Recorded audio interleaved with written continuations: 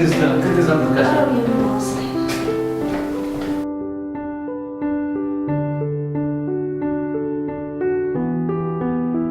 Осыны оқыған кезде қыздар жылайтын.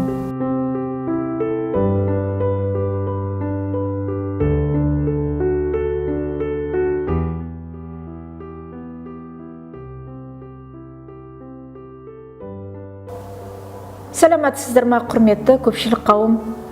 Жалпы біздің қазақ ұғымында өлең, қара өлең, поэзия деген бұл ұлы түсінік. Себебі менімше қазақ тумысынан осы өлеңмен туған сияқты болып көрінеді. Өйткені оның жаны, көңілі, өмірге деген көзқарасы поэзиядан тұрады. Өйткені қазақ ауыз фольклорында да жыр маржан деген ұғым қалыптасқан. Енді осының ішінде бізге барлығымызға үлкен бір келелді әртүрлі тақырыптар болады. Сол тақырыптардың көнесі, ең ұлысы бұл адамның ішкі жан дүниесі, яғни ұлы сезім, бұл махаббат сезімі. Бұл ретте біздің көптеген ақындарымыз талай жырлар, талай өлеңдер, ода, арнаулар, поэма, дастандар жазғаны белгілі. Әрбір менің түсінігімше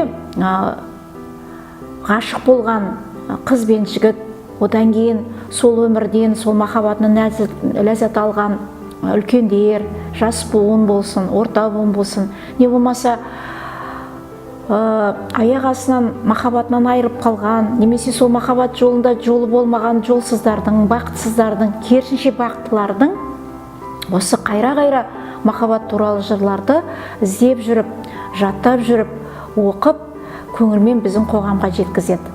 Сондықтан біздің осы бір отырысымызда жақсы менің бір достарым бар.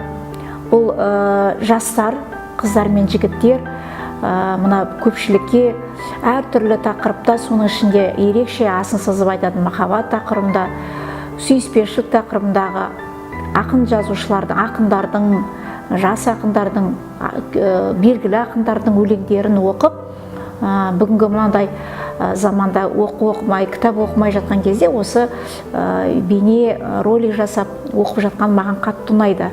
Бірақ сол әдемі оқылған өлеңдерді біздің қоғам қалай қабылдайды, кейбір сөздерін түсінбейді. Өйткені өздеріңіз білесіздер, біздің өмірімізде жаңағы нағыз табиғи қазақи ұғымда жазылған дүниелерді қабылдау немесе түсіну қиынға соғып жататыны белгілі. Себебі ұлттық құндылық, тіл, дін, тарих жөнінде мәселелер терең қозғалып жатса да, соған көңіл қоймай жататынымыз белгілі. Сондықтан біздің махаббат туралы болсын, басқа да бір дүниелер болсын, соны ішкі жан дүниесінде ақынның айтатын позициясын, ақынның жеткізейін деп тұрған жан дүниесіндегі тылсым бір сырларды кегізе түсінбей, бір қарапайым, қарабайыр дүниеде қабылдап жатамыз. Осы ретте бүгін мен тағы да өзіміздің жанын жырға жақын, өзі де ақын жанды бір ақын баламыз Досжан Мұратбек деген Мұхтар Шахановтың жаңағы махаббат туралы өлеңдер жинағының ішінен жаңағы бір поэзиясын оқыды. Бұны студент кезімізде өзіміздің талай жігіттеріміз жатқа оқитын, бірақ біз соны бірден сол кезде түсінетіміз. Шаханов Мұхтар ағамыз бұл қазақ поэзиясындағы өткен ғасырдың 60-шы, 70-шы жылдар әсіресе 70-80-шы жылдары өзінің бір жаңа бір қарқынымен келген, жаңа бір мінезімен келген ақынымыздың бірі. Мысалы, сол Мұхтар Шахановқа дейінгі ақындардың оқыған дүниелерін қара өлең кейпінде оқимыз, және оның бір 11 буынды формасында қабылдаймыз. Ал Мұхтар Шахановтың поэзиясында кәдімгі жатта оқып жатқан кезде бір қарапайым сөйлем оқып жатқан сияқсың. Бірақ 3-ші, 6-шы, 7-ші, 9-шы жолдарында сол өлеңдер оқылып келеді де, жіп жинақ болып, аузы буылып, түйіліп, жаңағы шумақ қайтарылып, жинақтала қалады. Сондай өлеңдердің бірі, міне жаңа біздің оқыған, тыңдап отырған өлеңіміздің бірі, мына Шахановтың бүгінгі сіздерге мына бір несі, шығармасы. Мысалы, не толқытса соның мұңын тартасың, аурухана ауласында сытырлатып картасын, жанарында әзіл ойнап жарасты, маған бір қыз бал ашты. Міне, осы өлеңді қараңыздаршы, қарапайым ғана, мысалы, өлең поэзия формасында емес, кәдімгі қара сөйлем өлеңмен жазылып жатқан сияқты.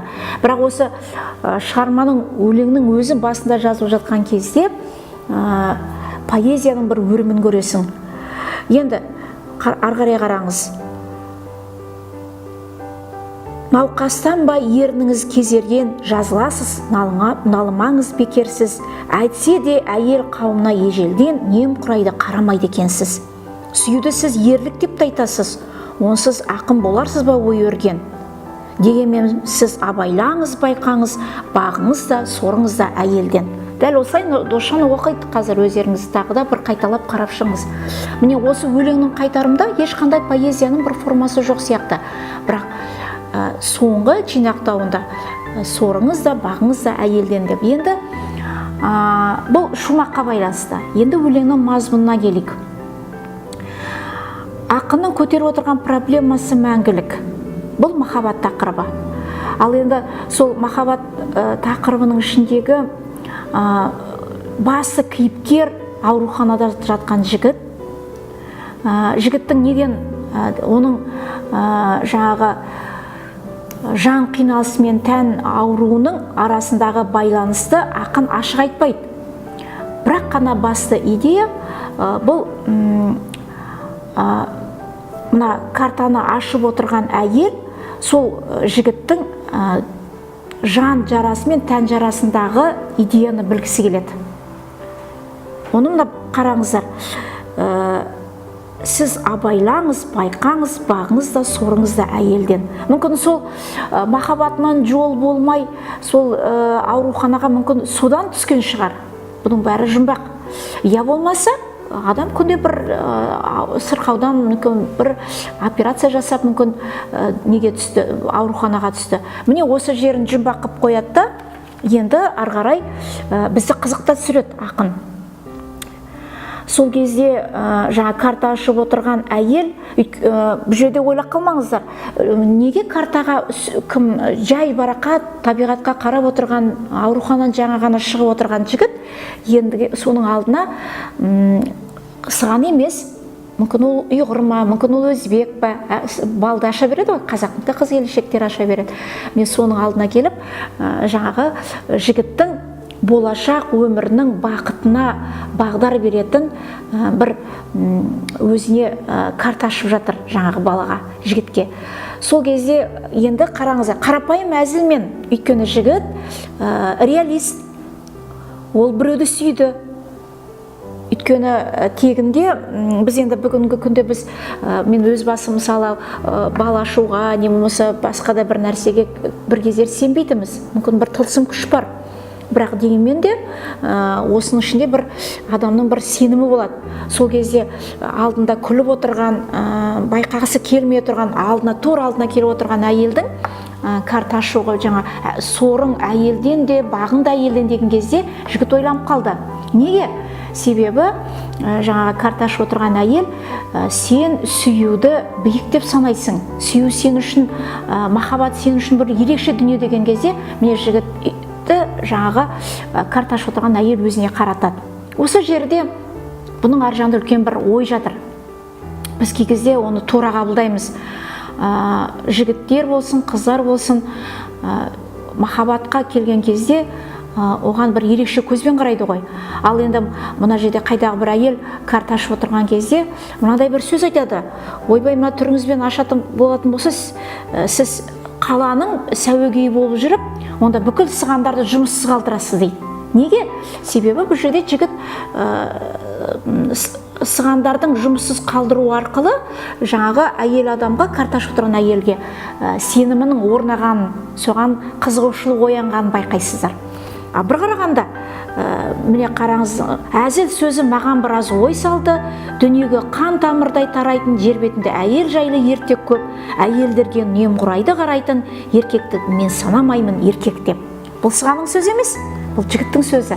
Міне осы жерде мен мынадай бір жаңағы басында сыған карташ отырған қызға, әйелге менсінбей күлкілі қарап отырған жігіт, ер адам, әйел туралы әңгіме айтқан кезде жалт етіп бірден жаңағы әйел қауымына, махаббаттың иесі қыздарға сүюдің шынары болып есептенетін жалпы әйел қыздар қауымына жаңағы бірден Шаханов Мұхтар ағамыз жаңа жігіттің көзқарасын білдіреді.